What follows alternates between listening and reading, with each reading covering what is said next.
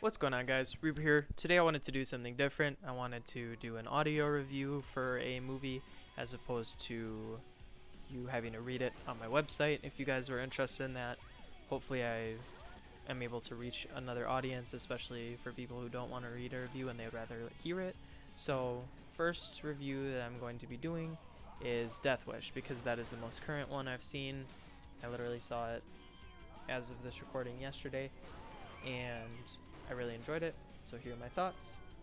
And like I said, I'm basically just gonna kind of be reading over my review verbatim, but I'll add in some kind of embellishments and stuff like that. So, review for Death Wish. For those who don't know, there is the original that came out with like 4 other sequels in 1978 with action star Charles Bronson, and basic premise is a revenge story. So nothing revolutionary, and yeah, so nothing too crazy that you haven't seen before. But I didn't have too many expectations for this one going in, but after seeing it, I was actually pleasantly surprised, and I enjoyed it. So here are kind of my breakdowns. I have a few different categories that I do, and then I have a final rating at the end. So for starters, I'm going to be talking about the story. So Paul Kersey, aka Bruce Willis, is a doctor in Chicago who sees all sorts of trauma on a daily basis. After a valet at a restaurant gets a group of criminals together to rob Paul's house, they run into his wife Lucy, Elizabeth Shue, I believe is how you say her name, and his daughter Jordan, Camilla Marone, who are collateral damage. His wife is killed and his daughter is put into a coma. And don't worry, these aren't spoilers. This is literally in the first probably 20 minutes in the movie, and it's also in the trailer, or if you know the original premise, then you know what happens. And his brother Frank, Vincent D'Onofrio, gets upset with Detective Raines and Jackson, Dean Norris and Kimberly Elise, respectively, that nothing is being done to catch the killers. Dean Norris, for those of you guys who remember Hank from Breaking Bad, that's what I know him from. And Kersey decides that the best way to exact justice is to dish out the revenge himself in a rampage, which I have this in all caps because it is a reference to Archer, if any of you guys have ever seen that. There's an episode where he thinks he has cancer and he goes on a cancer rampage. So rampage ensues. Cinematography and props is the next category up. Since this movie takes place in the present day, there isn't really anything that stands out too much. There's obviously the main focus is his vigilante justice, so he has his pistol that he ends up getting in a very interesting way. I won't spoil how, but here is a spoiler though. He doesn't buy it right away, so there's your hint. So there's also a reference to certain things in the beginning of the movie, and they had callbacks later on, which I thought was a really nice touch. So acting, this was the main crux of the film for me that I really just didn't. I got taken out a little bit because it was very rigid. It was hit or miss with the acting.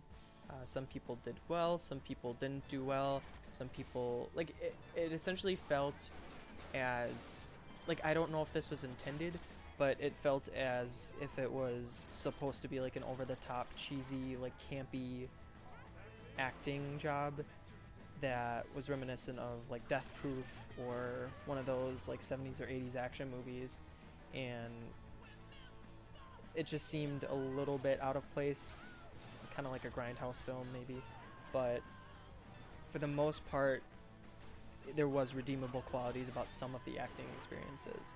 So Bruce Willis, in the main part, for the most part he did well. Like I said, there was a little bit of rigidity in his performances, but I like the guy, so for the most part his performance made you kind of root for him and feel the weight of his decisions as he was making them, and how he felt after his family had been through that. So directing, Eli Roth is the director of this movie. He's extremely controversial, probably one of the most controversial directors out there. His movies are regarded as torture porn or gore porn, and for people who don't know that, it's basically like a Saw movie, or his movies are Hostel, which is essentially like people being tortured and super gory and disturbing content, and that's kind of what he's typecast as. That's most of his movies. He has 3 Hostel movies, so he's kind of known for that type of stuff, so that's why I was interested to see what he could do with this movie. So he doesn't have the best track record with critics, again, because he's regarded as kind of that gore porn creator and visionist. So most of his movies do have a cult following, though. Like I said, the Hostel series, similar to like Human Centipede, like they have a cult following. Cabin Fever is another one. Me personally, I'm a fan of his directing. I feel like he adds an interesting spin to stuff. Cabin Fever I personally liked. For those who don't know, it's essentially a movie where a raging virus manifests on one of the people in a cabin, obviously, and craziness ensues. So, like I said, Cabin Fever, really intriguing horror movie. I personally appreciate that it doesn't rely on the jump scares, it doesn't rely on any of that cheap nonsense that horror movies nowadays have. I mean, it has a little bit of that stuff, but not too bad. So it focuses on psychological and physical manifestations in regard to the disease, as opposed to, you know, the jumping on the screen. He also starred in *Inglourious Bastards*, which I really liked his character. He plays Donnie Donowitz, and him and Brad Pitt, like, they just have good rapport along with the rest of the cast, and I really appreciated that, especially with his acting. And when I heard he was directing this movie, like I mentioned, I saw the trailer, I was equal parts concerned and intrigued. He's a talented guy, and I want him to succeed because he brings a lot of originality. Obviously, this is a remake, so that's not what I'm referring to, but I feel like he adds a nice touch of innovation to filmmaking. And I'm going to address something before I continue. A lot of people that I've seen have criticized this movie for promoting gun violence. While I see that in a sense that, and I've read something too that he commented on this specific issue, and he said that he literally just set out to make an action movie about family, and people interpret what they want to interpret. So he said that it was something along the lines of, if you look at movies like Kingsman or John Wick, those movies are also promoting gun violence if you look at it in that way, like in a political view, because John Wick is like a super assassin, Eggsy is a super assassin in Kingsman. Like, he essentially kind of debunks that, and I personally agree, because yeah, I think that John Wick and Eggsy are badasses, but at the same time, like, I don't think it's promoting gun violence. Like, it's an over-the-top action movie, and that's what it is. Like, it's not out to send that message, unless you're one of those, like, prudes that thinks that.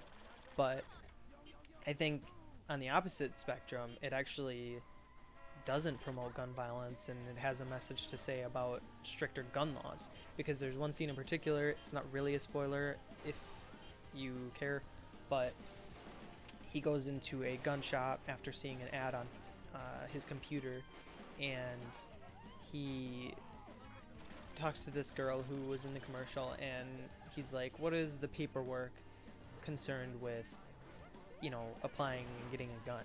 And she's like, oh, no big deal, it's just a little bit of paperwork. You do a gun safety class, which most people don't fail, and like just very loose stuff. And she's like, you'll be cocked, locked, and ready to rock in 48 hours or less.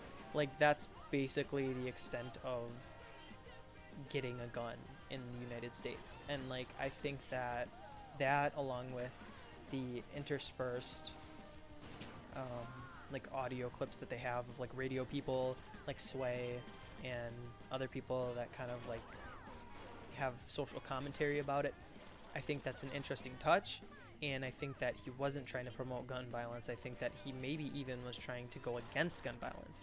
Now, this movie came out at an interesting, somewhat unfortunate time, but it's also very topical because this is an issue that needs to be addressed. So, having said that, we'll go on to the next part of my review, which is the soundtrack. Soundtrack was pretty solid for the most part. The OST, or the original soundtrack, was subtle, but it added to the atmosphere, especially in the more intense scenes. There was the standard licensed music, like in the club. There's rap music playing, different stuff like that. And the best use of music that was licensed in this movie was AC/DC's Back in Black. Plays at the very end of the movie, ironically. the very last shot happens, and then it fades to black, and then Back in Black starts to play.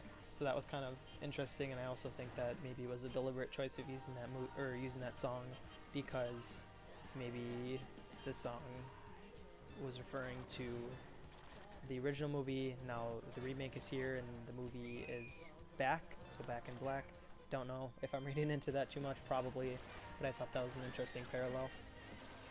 So they also played a trailer beforehand for an action movie that literally looked so bad. It looked like it was recorded on a green screen by like a fat guy in his basement, like with shaky cam. It looked so garbage, and they had the Scorpions rock you like a hurricane, and they butchered it. Like they cut it up into pieces, and they like used weird like dubstep. Like I don't know, it was so horrible. But after hearing that atrocity, it was nice to hear like a normal rock song not butchered. So kudos to the movie for that. So final verdict, a B+. I do my rating scale A to F, so B+ is pretty good. Most of the fault, like I said, was in the acting. Not that everything was bad, but there were some, and like I said, it could have been intentional, I don't know. But for the most part, I did like the movie. It was a fun action movie. It accomplished what it set out to do. It wasn't made to revolutionize anything. It wasn't, this crazy, innovative thing. But not every movie needs to be like that. There can just be a fun action movie that you go to, you see it, you enjoy it. So it also had that surprisingly relevant message. The ending was a somewhat comical twist, which I didn't expect or see coming. And I really appreciated the movie. It was interesting. And I say, give it a shot if you can. If you want to, if you don't feel like paying full price for it, totally understandable. You should definitely check it out when it comes out on Redbox or Blu-ray. So go check this movie out if you're interested. Hopefully you guys enjoyed these audio reviews. If you want more, let me know. If there's a specific movie you want me to watch or review, I can give that a shot too. Let me know in the comments below. Give the video a like if you enjoyed it. Subscribe if you're new and liked what I had to say. Hopefully you guys, like I said, enjoyed this video. Have a great day. Thank you for watching. Peace out.